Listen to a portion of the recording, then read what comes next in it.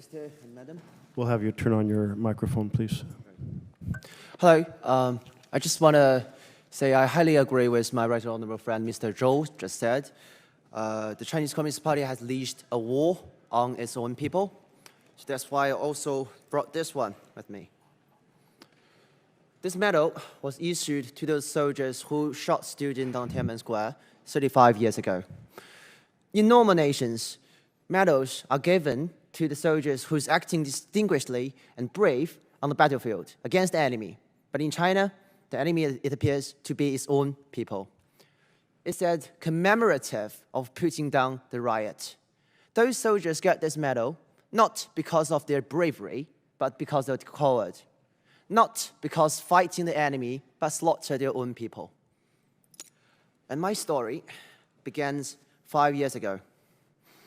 5 years ago today, the 30th anniversary of June the 4th, I took the street for the first time, committing myself into the movement of democracy in China. I was deeply intimidated by the atmosphere of fear cultivated by the Chinese Communist Party in Canada. However, the 2019 Hong Kong anti-extradition movement has further secured my determination of engaging into the Chinese democracy movement. In Toronto, I have actively participated with my Hong Kong friends, organizing support on democracy movement, supporting the Hong Kong people.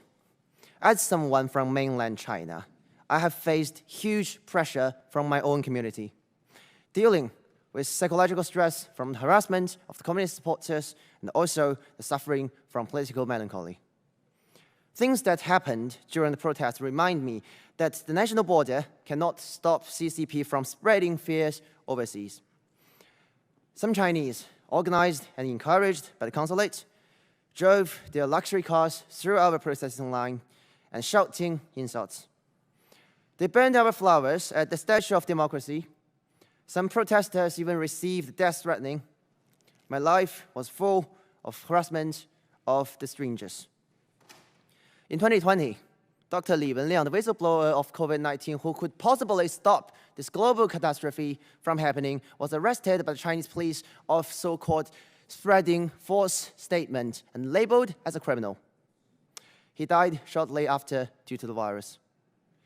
But surprisingly, I witnessed many young Chinese students attend a memorial event we organized in downtown Toronto, which deeply moved me.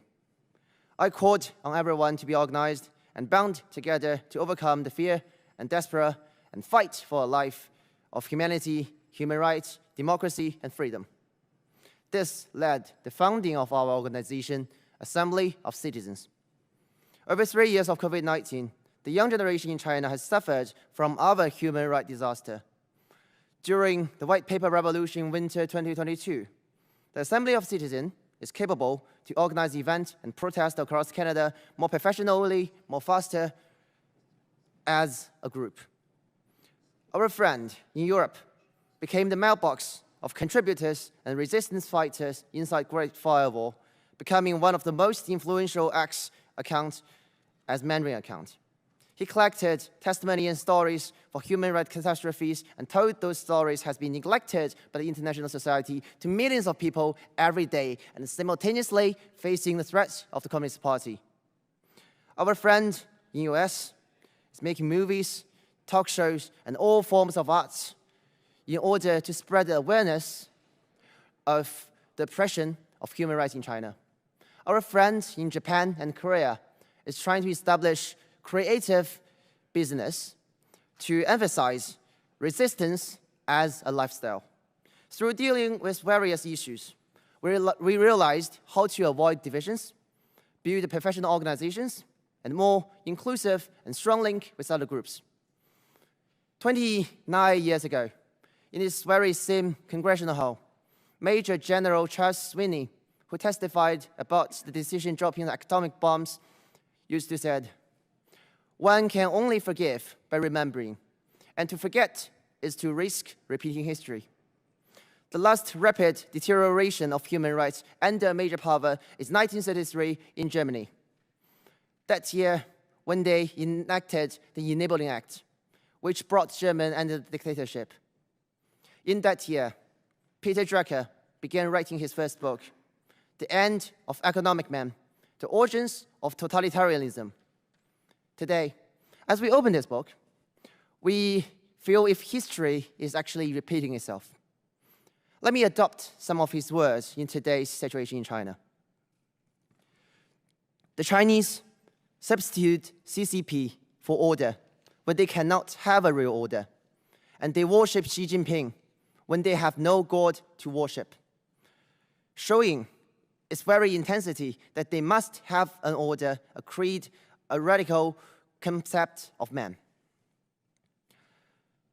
Military intimidation against Taiwan, the suppression of freedom, persecution against LGBTQ groups, the re-education camps for Uyghurs and Tibetans, and the war against religion are signs of weakness instead of strength.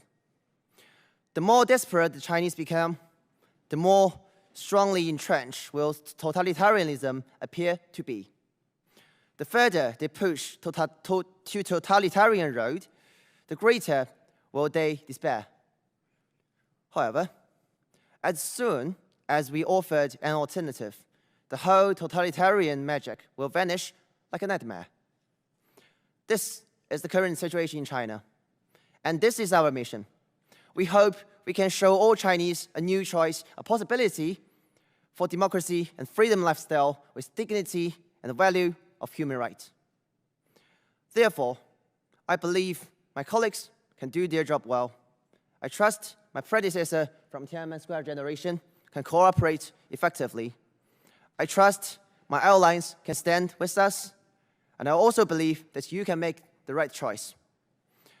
Ladies and gentlemen of the committee, I truly appreciate for listening to my story.